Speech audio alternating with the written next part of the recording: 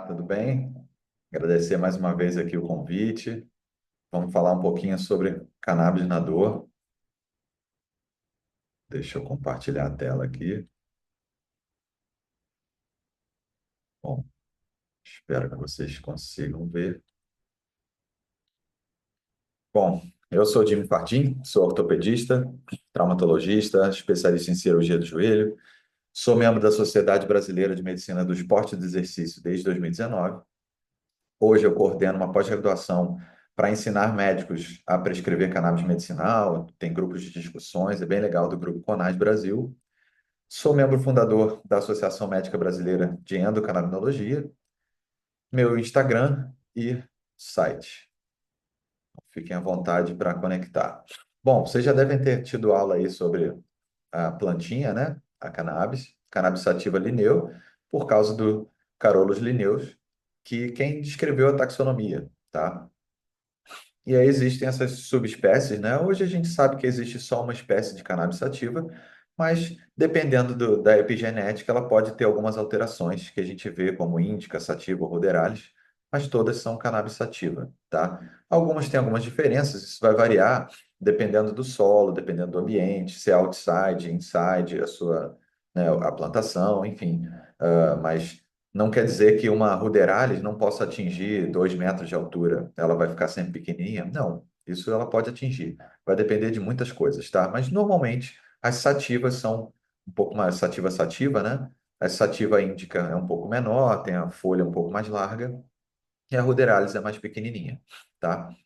Vocês devem ter visto também sobre aonde fica realmente os canabinoides, né, na planta, que são os tricomas, que têm essas vesículas secretoras, essa cavidade, é aquele pelezinho, aquele paninho que fica na folha, na flor, né?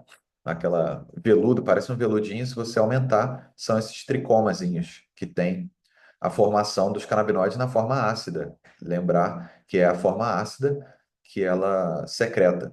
E aí, quando a gente descarboxila com o processo tanto de oxidação, né, ou com o calor, a gente descarboxila a molécula e aí produz, em vez do THCA, o THC, ou CBDA, o CBD, tá?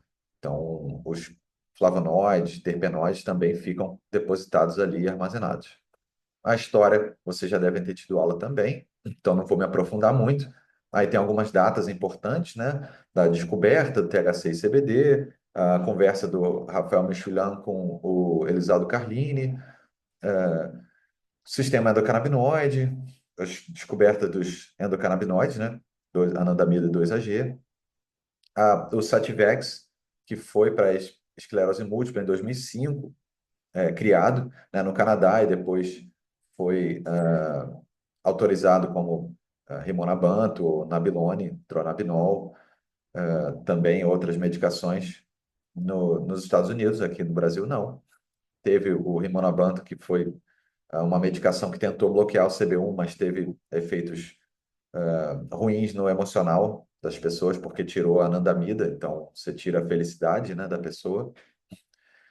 E em 2015, autorização de importação pela Annie Fischer, pela síndrome CDKL5 aqui no Brasil, abrindo portas aí para a cannabis conseguir ter mais espaço. Então, isso aqui já está até desatualizado, acho que hoje em dia a gente já tem mais coisas aí para informar, mas não vem ao caso aqui agora.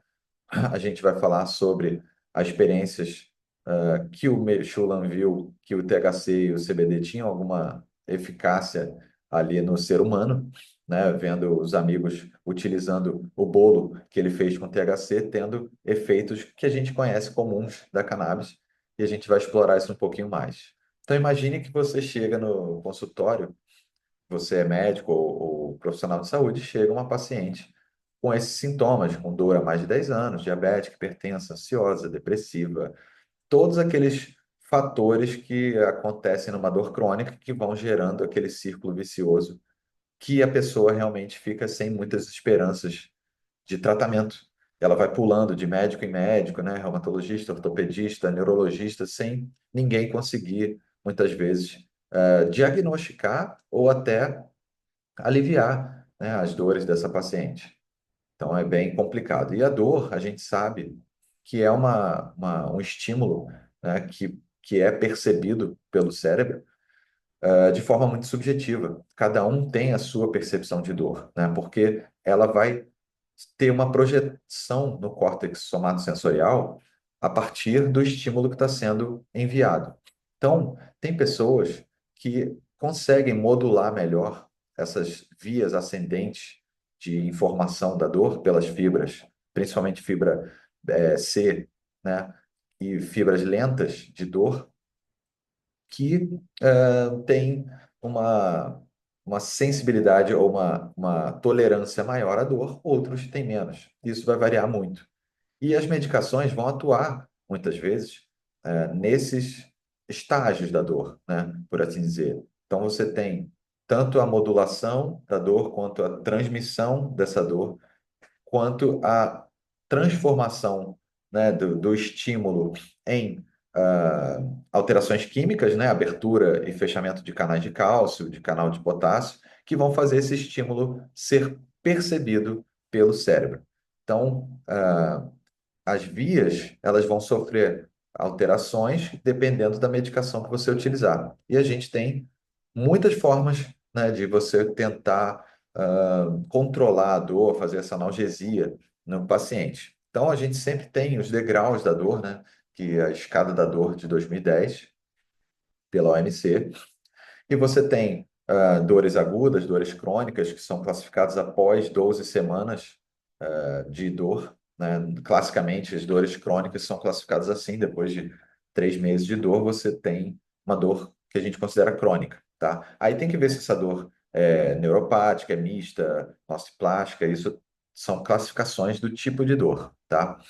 Então, o degrau, normalmente, o degrau, uma classificação, né, de escala de avaliação de dor, você normalmente tem um degrau baixo ali, você vai fazer analgésico, não opioide, né, anti-inflamatório. Se essa dor começar a ficar um pouco mais forte, vai abrindo mão de algumas opções que a gente tem, como opioides fracos, codeína, tramadol, ou um pouco mais forte, como morfina, metadona, algo transdérmico, né, alguns PETs que têm de liberação prolongada de morfina ou de outros opioides. E no estágio mais avançado, você pode ter intervenções, né? Seja por neuromodulação ou por bloqueios, enfim, bloqueio nervoso, bomba de analgesia controlada, enfim, isso tudo a gente são fases que a gente passa e normalmente a gente consegue descer alguns degraus dependendo da medicação que a gente usa ou da intervenção. Então, tem paciente que eu consigo,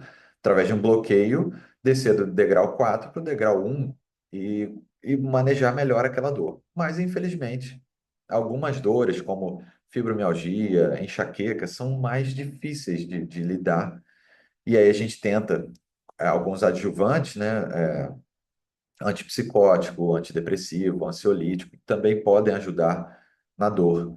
Porém, a cannabis, infelizmente, não está nem colocada aí, né? Ela seria como um adjuvante, se outras opções não funcionaram, mas na prática a gente vê que isso é bem diferente. Então, hoje eu, pelo menos, em vez de subir tantos degraus assim, até colocar a cannabis, eu já coloco ali, de repente, no grau 2 até para evitar alguns opioides. A gente vai ver alguns estudos aqui mostrando isso, tá? Para classificar a dor, né, a gente tem algumas classificações, fora as escalas visuais, para saber a numeração dessa dor, né? Mas a gente tem alguns para ver se essa dor pode se classificar como neuropática, né? Que são o douleur neuropathique, que são 4 questõezinhas que você pergunta para o paciente se ele tem a dor. Tem o Pain Detect, tem o LANS, que a gente, por exemplo, o douleur neuropathique, você vê 4 questões rápidas assim, você tem a sua dor, tem uma ou duas dessas seguintes características. Se ele preencher ali mais de 4 pontos, né, a gente vê que é uma dor mais classificada como neuropática, ou seja, uma dor que vai ser um pouquinho mais difícil de tratar, a gente vai ter que fazer outras medidas para tratar e não só, muitas vezes, só a medicação, tá? A gente sabe que as drogas utilizadas na dor, principalmente na dor crônica, têm seus efeitos colaterais, e muitos desses efeitos colaterais, infelizmente, é tolerância, é dependência, o que a cannabis não gera, isso é bom. E outra que a cannabis gera, que normalmente não está relacionado com essas outras medicações, é bem-estar, é uma euforia, é uma fase que o paciente às vezes se sente bem, né? E fora que os efeitos colaterais da cannabis são muito mais fáceis de lidar do que os outros, né? Incomoda menos o paciente, vamos dizer assim, tá? Então, principalmente os efeitos colaterais de anti-inflamatórios não esteroidais, né? Cãibras, dor abdominal, gastrite, os opioides a gente já sabe que pode gerar dependência e até uma overdose, o que a cannabis também não gera, né? Você não tem caso de overdose porque não tem receptores suficientes no bulbo, que é o controle respiratório do corpo, para fazer o paciente entrar em coma ou até vir a óbito. Já as opioides têm, né? Então, se você faz uma overdose de opioides, você pode vir a óbito. E glicocorticoides, a gente sabe, imunossupressão, obesidade, retenção líquida, supressão de suprarrenal.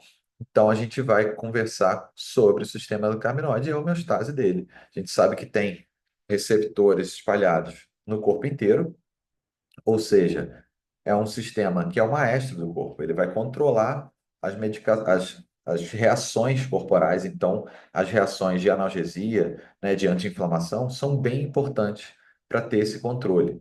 Tá? E a gente tem três categorias de moléculas que interagem no sistema endocannabinoide, que são os endocannabinoides por si, né, que a gente produz naturalmente, os fitocannabinoides, que são o que é encontrado na planta, né, que são principalmente a cannabis sativa é a que tem mais concentrações. Existem outras plantas que têm canabinoides também, mas não tem uma quantidade suficiente para ser classificada como terapêutica ali, né? Não tem uma concentração grande como as plantas de cannabis para poder extrair ou fazer uma extração desses canabinoides.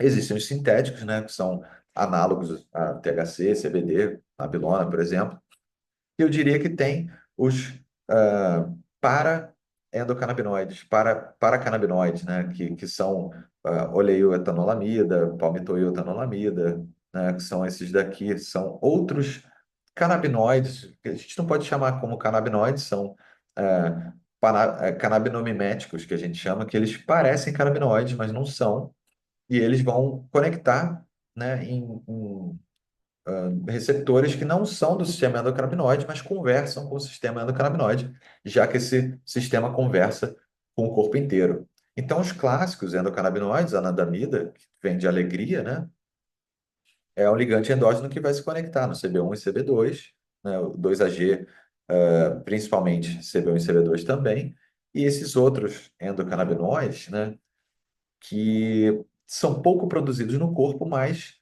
têm sua classificação e sua atividade, tá? E é bem importante na dor crônica, a palmitoyl-tanolamida, por enquanto, por exemplo, que eu sempre utilizo quando eu vou tratar um paciente com canabinoide também, tá? Então a gente sabe que a síntese dos canabinoides, ela vem dos fosfolipídios de membrana, então o sistema lipídico é bem importante para o sistema endocannabinoide. Então, quando a gente impede a produção de lipídios, né, ou de colesterol, por exemplo, isso pode alterar um pouco a produção dos nossos endocannabinoides. Ou seja, muitas vezes você tomar estatinas por muito tempo, né, você pode muitas vezes impedir a formação de um sistema endocannabinoide adequado. Tá? Então, cuidado se você está tomando estatina durante muito tempo, além de outras alterações, né? De você diminuir com a enzima Q10, alterar toda essa cascata do ácido mevalônico, enfim, que pode piorar o seu estado de saúde, tá? Então, os receptores CB1 e CB2 estão mais espalhados aí, CB1 principalmente no sistema nervoso central e CB2 periférico, e é importante a gente falar deles, porque a dor ela vai ter repercussões no corpo inteiro, tanto central como periférica, tá? E a gente já sabe como é que atua, né, o sistema endocannabinoide, sob demanda, né, através de vesículas lipídicas, que são secretadas quando você tem um estímulo, né? E o estímulo álgico é um estímulo para fazer a secreção e a degradação vai ser feita pela MAGL, né? A que degrada o 2-AG, e a hidrolase de ácido graxo, que é a que degrada a anandamida, tá? Então, é aquele sistema de feedback negativo, né? A gente vai, ou positivo, enfim, vai depender do que está sendo liberado na fenda. Se tem muito glutamato, o sistema endocannabinoide vai chegar e vai tentar diminuir essa produção de glutamato, fazendo esse feedback, informando ao neurônio pré-sináptico de que ele tem que parar de jogar as vesículas na fenda. Ou se está jogando pouco, vai conectar, por exemplo, no GABA e falar, olha, tem que jogar mais GABA porque está inibido demais. Então, é assim o controle do sistema endocannabinoide, que nenhum outro sistema controla, tá? Isso é bem importante. Como eu falei, é, teve o Rimonabant, que era a super pílula do emagrecimento, só que, infelizmente, por bloquear o CB1, você acabou tendo risco de suicídio e depressão, que seria o Acomplia, tá? E essa moça, a Joe Cameron, ela é uma moça que ela tem essa microdeleção dessa hidrolase de ácido graxo, que o que isso acarreta? Ela não degrada a anandamida, ou seja, ela tem um excesso de anandamida no corpo, o que faz com que ela seja muito feliz, não tenha dor, não tenha ansiedade, e ela tem alguns esquecimentos constantes e ela tem uma cicatrização muito mais rápida do que o normal. Ou seja, dá para ver nela que o sistema endocannabinoide, hiperativado ali, no caso, tem alguns benefícios, né? Porém, também, você não sente dor, você fica desprotegido, né? Ela muitas vezes se queima cozinhando, tem esses esquecimentos, né? Que para alguns casos é importante, né? Alguns traumas a gente esquecer algumas coisas, então a cannabis atua nisso também. E o médico ortopedista, Devi Srivastava, ele descobriu essa microdeleção porque ela teve uma fratura no punho e não sentiu. Ela caiu e o punho ficou roxo. Ela foi no hospital e viu que tinha fratura e ela foi operada sem utilizar nenhuma analgésico pós-operatório. E o médico ficou intrigado e investigou. Ele descobriu. Interessante é que a filha dela tem uma microdeleção também, só que parcial.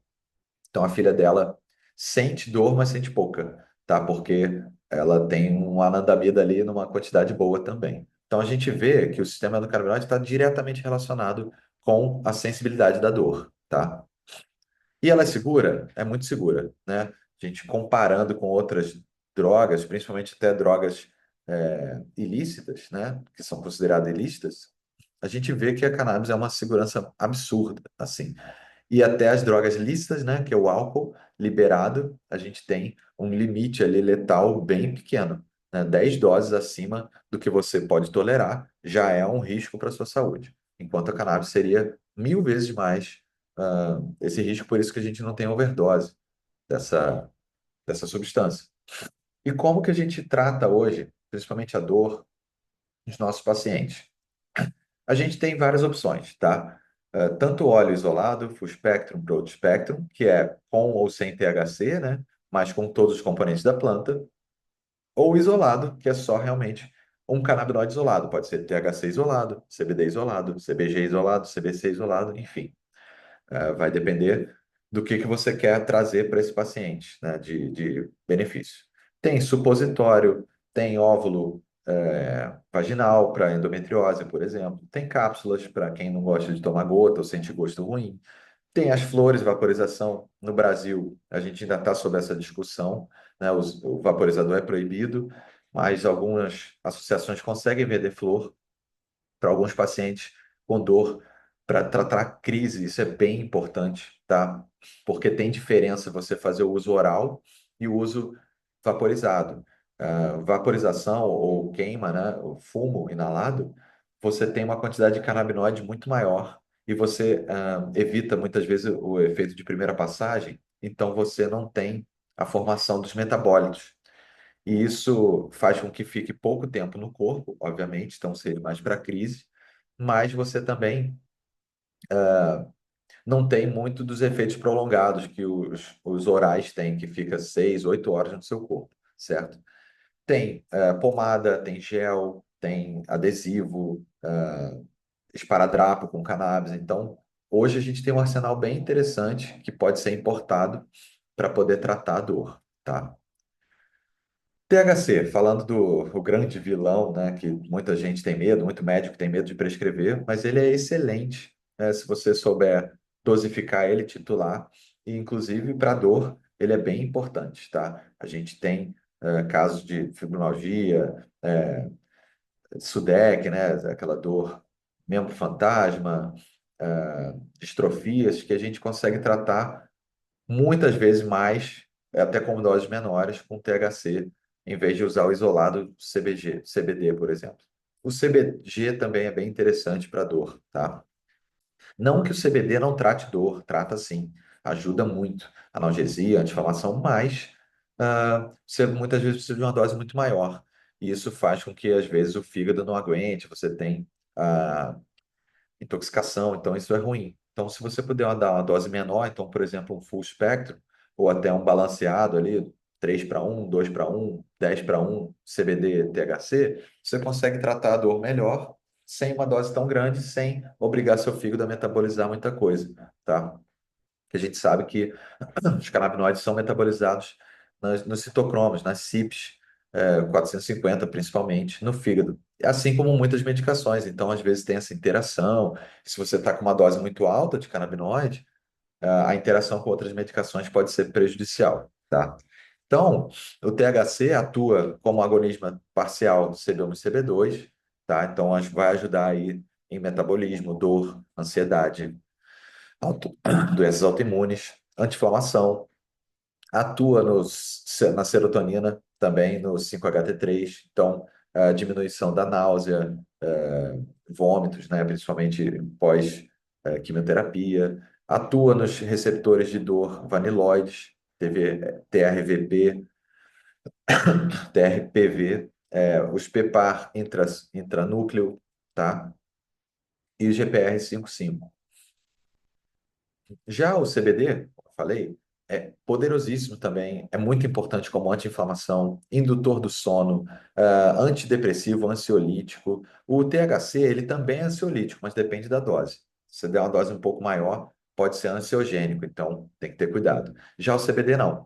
Como ele não tem efeito psicomimético ou psicotrópico, psicoativo, atividade psíquica ele até tem, mas não tem essa dilepsia que o THC tem, né? Então, não vai ter alterações da psique. Já o THC, né? O CBD, não tem isso. Então, é muito mais seguro de você prescrever, principalmente até para crianças. Não que você não possa dar THC para criança, vai depender muito, tá? Autismo, por exemplo, a gente fornece um pouco de THC, sim, porque a gente sabe que o efeito entourage, o efeito comitiva, tem muita efetividade para tratar muitas alterações de neurotransmissores. Então, o CBD é interessante que ele tem um antagonismo fraco, ele tem um modulador alostérico do CB1, ou seja, às vezes o THC está dando um efeito muito alto no CB1, o CBD pode diminuir esse efeito exagerado do THC e controlar melhor esse efeito. Tem um aumento da adenosina, então o corpo fica mais relaxado, igual o café, né, que faz você ficar menos cansado, menos dor também. Agonista 5-HT1, ou seja, ansiolítico. Então, é uma medicação bem interessante, o canabidiol, tá? E o CBG, ele tem um agonismo forte, né, parcial fraco do CB1 e CB2 também, tem um agonismo alfa-2 adrenérgico, então antihipertensivo, analgésico, ansiolítico, tá? TRVP1 também, antisserotoninérgico também, para controlar, né, efeitos ansiogênicos, antidepressivos, tá? Então, isso é bem legal. O CBG eu utilizo muito também para dor, principalmente quando o paciente não tem muita tolerância do THC, tá? O efeito comitiva, como eu falei, né, vocês devem ter visto em outras aulas aí, é o efeito de todos os canabinoides, flavonoides, terpenos, alcaloides, terpenoides. juntos na planta, fazendo aquele efeito combinado, evocando aquela reação que muitas vezes a gente não consegue medir isoladamente. Eu brinco que é como se você tivesse. É como você pegar uma bicicleta e andar nela. É,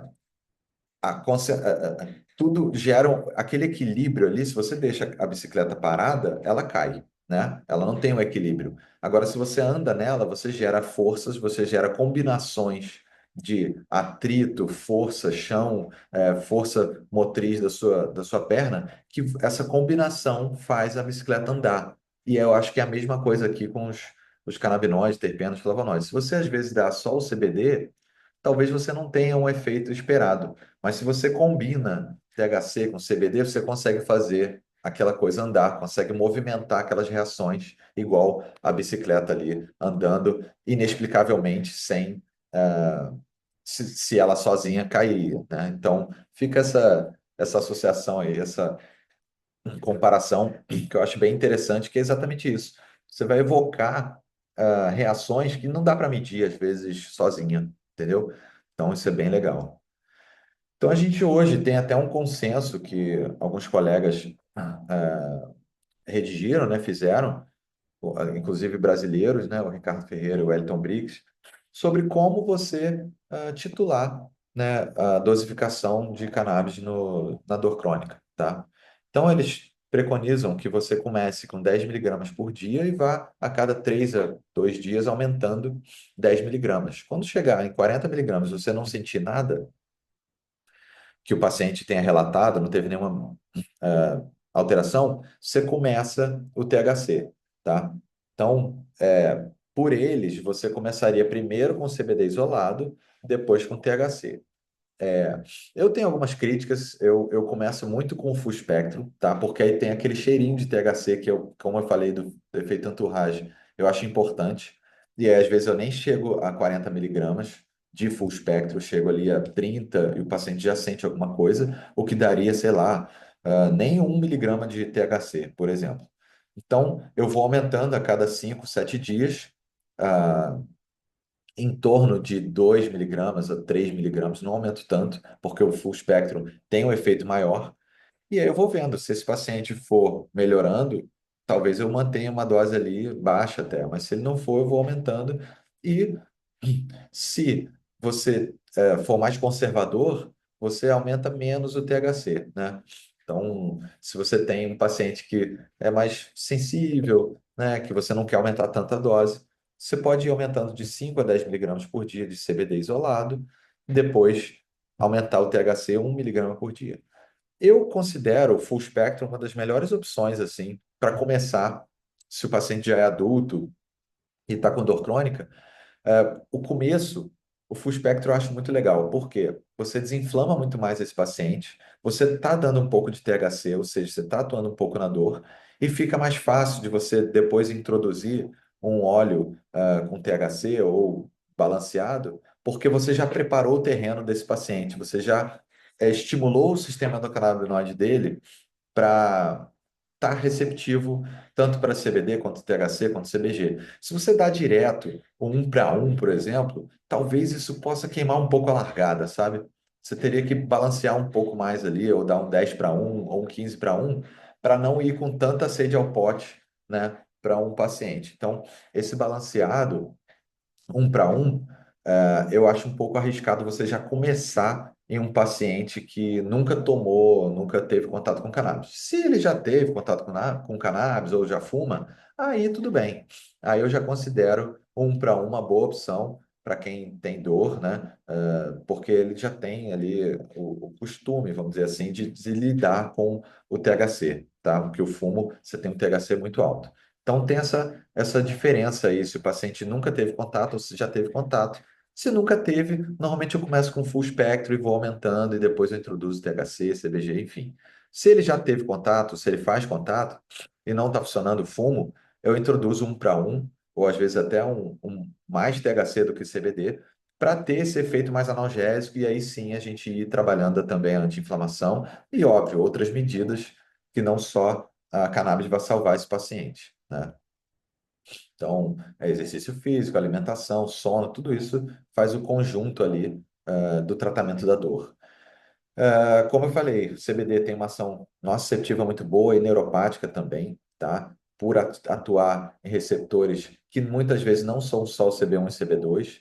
Então, isso é bem importante da gente falar, porque isso vai diminuir estresse oxidativo, diminuir espécie reativa de oxigênio, que acaba gerando toxicidade, seja no cérebro ou seja no músculo, e principalmente fibromialgia, por exemplo, a gente vai sentir que o paciente está todo intoxicado, está todo inflamado. Então, isso é bem legal, tá?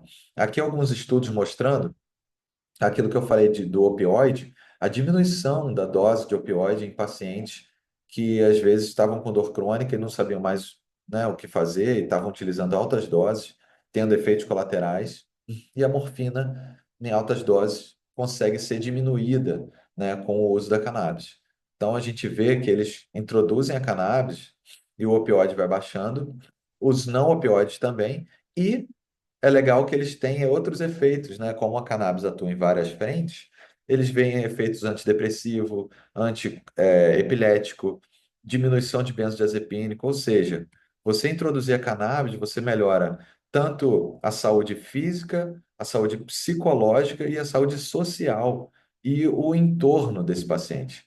Ou seja, é uma medicação que não vai atuar só na dor, ela vai atuar em várias outras frentes que muitas vezes o paciente com dor crônica tem, né? Ele tem várias alterações. Então, se você dá um analgésico, aí também um antidepressivo, um indutor do sono, um ansiolítico, aí você acaba intoxicando esse paciente com muita medicação. O grande lance da cannabis é que é uma medicação só, né? Uma substância só que vai atuar em tudo isso. Isso é que é legal. Você evita que o fígado fique ali trabalhando excessivamente. E aí você consegue desprescrever muitas medicações, né? Então, aqui também, no tratamento da dor crônica, os pacientes avaliados com vários tipos de dor, vários tipos de diagnóstico, fizeram essa revisão sistemática e viram que em 14 dessas revisões sistemáticas, a cannabis foi efetiva dos 19 trabalhos pesquisados, tá? Sendo que 70 artigos foram pesquisados, mas 19 eram revisões temáticas e tinham a cannabis como efetivo, tá? 5 mostravam que tinha uma evidência inadequada na analgesia e o legal é que os efeitos adversos eram baixos a leve, tá? Então, na dor crônica, a monoterapia é, você conseguiu fazer uma monoterapia substituindo muitos dos pacientes e evidência maior para o THC, né? Predominante durante o dia e CBD durante o dia e o THC à noite, ou seja, para não ter aqueles efeitos adversos do THC que é mais comum, né? E aí, principalmente doenças osteomusculares, né, osteoartrite, fibromialgia, enxaqueca, que são consideradas dores nociplásticas, você teve efetividade melhor, tá? Então, a recomendação é de que a cannabis tem realmente uma boa atividade ali para evitar o uso excessivo de opioides e tratar a dor, né? Esse estudo americano também viu mais de 1.826 doses de opioides serem desprescritas, né? Deixar de prescrever com um intervalo de segurança, né? Com um intervalo estatístico positivo para o resultado, né? Da desprescrição. Então, usar cannabis, você consegue evitar muito opioide. Mais uma vez aqui, né? Tratando dor crônica e neuropática, usando menos opioide com o uso da cannabis, tá? Fibromialgia, que é muito difícil de tratar. Já tem alguns estudos, inclusive brasileiro, mostrando que, principalmente, full spectrum tem um efeito muito bom, tá? E o uso de THC, certo? Então, o uso de baixas doses de THC você já consegue ter um efeito muito legal para fibromialgia. CB2, principalmente a atuação deles na inflamação e na moderação do sistema imune, né? Então, eu gosto muito do CBD e do CBC. O CBC, o canabicromeno, eu utilizo muito para dor crônica porque ele atua muito no CB2 e a gente sabe que a inflamação é algo muito comum quando você está tendo dor, né? Porque você ativa demais o sistema imune e ele acaba muitas vezes aumentando as citocinas inflamatórias, né, de apedese, fazendo com que o corpo fique muito reativo, inflamando o tempo todo. E aí, às vezes, podendo até desencadear uma doença autoimune, né? Então, o CBC eu gosto muito para utilizar diretamente no CB2, sem utilizar tanto no CB1. Tem um efeito legal também. E o CBD também atua no CB2, né? Óbvio, vai ter THC, CBG, enfim. Então, os canabinoides eles vão modular esse processo inflamatório que vai ajudar muito nessas patologias que geram dor crônica, que geram autoimunidade, né? Agindo nesses receptores e regulando essas interleucinas pró-inflamatórias, aumentando as anti-inflamatórias, né? Então, além disso, você tem também o bem-estar que o aumento dos endocannabinoides geram, né? Então, é fundamental a gente ter essa ferramenta sendo utilizada e sendo bem utilizada pelos médicos, né, ter experiência utilizando isso, titulando direitinho, acompanhando o paciente. A gente sabe que existem algumas interações medicamentosas, né, de principalmente THC e CBD. Então, o THC normalmente ele diminui algumas concentrações séricas de algumas medicações e o CBD normalmente aumenta. É lógico que vai depender da medicação que você está fornecendo, para saber se vai aumentar ou diminuir a concentração sérica. Então, se você vai ter que aumentar a dose ou diminuir daquela medicação. E se você pode também desprescrever aquela medicação. E a gente sabe que o THC e CBD tem muitas diferenças de atuação nos receptores, né? A gente pode ver que em alguns eles são antagonistas ou agonistas, ou são contrário à atuação deles, ou são semelhantes, tá? Então, olha só quantos receptores eles atuam, né? Não só nos endocannabinoides, mas dopaminérgico, acetilcolinérgico, nuclear, GABAérgico, adenosina, serotoninérgico, ou seja, gente, o sistema endocannabinoide e os canabinoides podem atuar em várias patologias, tá? Então, é bem importante que o médico e o profissional de saúde tenham noção do que está sendo prescrito, de como titular isso e saber quais medicações estão sendo, a interação está ocorrendo, porque a cannabis ela age em muitos receptores. E os efeitos negativos, a gente já tem uma ideia, né, que principalmente é sonolência, se for o CBD, ele pode diminuir um pouco o apetite, o THC pode aumentar. THC, em algumas, dependendo da dose, pode dar bradicardia ou taquicardia, vertigem, possibilidade de desmaios, então tem que ter cuidado com isso, dependendo da dose. Se a dose for muito excessiva, pode ser ansiogênico, gerar alguma paranoia, alguma alteração síndrome do pânico. Infelizmente, já aconteceu de paciente pegar principalmente as gominhas e ingerir demais e acabar no hospital com crise de ansiedade, achando que está morrendo, enfim. Então, tem que acompanhar muito bem o paciente para evitar que ele fique meio isolado ali, meio abandonado com a medicação, né? E aí você queimar a largada ou queimar uma ferramenta importante. O paciente vai ficar com medo de utilizar, enfim. Então, é bem importante a gente ter essa noção. Hoje a gente sabe que tem vários canabinoides aí que podem ajudar, e você vê que quase todos eles têm alívio da dor, né? Então, a gente tem um rol aí muito grande de canabinoides que podem ajudar no alívio das dores crônicas, tá?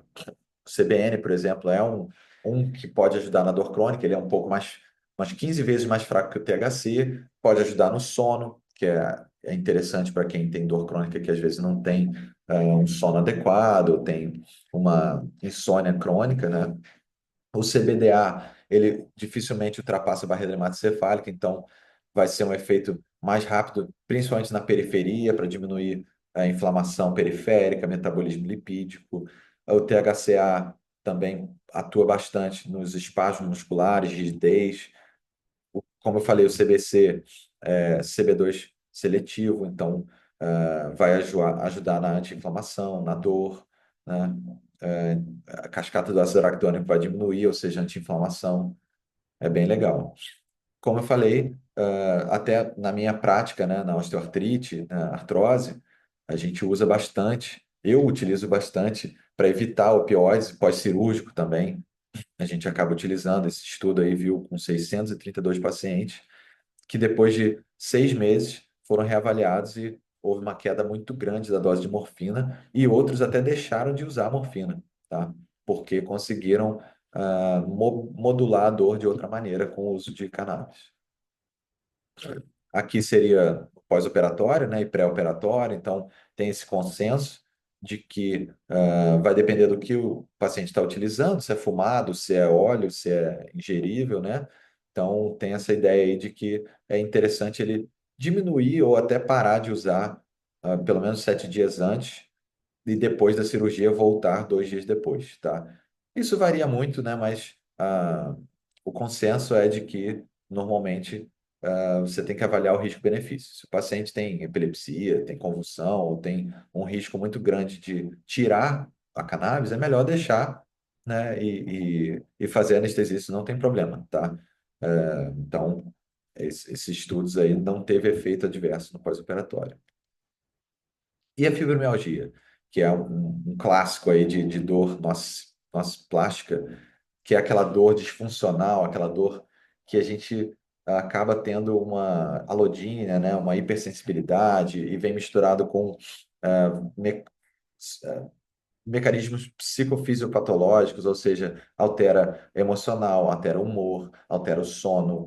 Não é uma doença autoimune, é uma doença que a ortomolecular fala que é da mitocôndria, né? Então a mitocôndria ela não consegue otimizar muito bem o gasto da energia, ela acaba intoxicando o músculo e aí a musculatura toda da paciente, que infelizmente é mais comum na mulher, acaba tendo isso, né? Ela fica mais inflamada, fica mais dolorida e acaba gerando todos esses efeitos, esse círculo vicioso que a paciente acaba tendo, né? Tanto sono emocional, depressiva, hipersensível, não consegue fazer fadiga, né? Então, isso é bem desgastante. Mas a boa notícia é que estão se vendo, né? O Ethan Russo fez 2 estudos que mostram que a deficiência do endocannabinoide pode causar fibromialgia, enxaqueca e síndrome do intestino irritável. Ou seja, você repor os canabinoides, você pode muitas vezes ajudar muito quem tem esses tipos de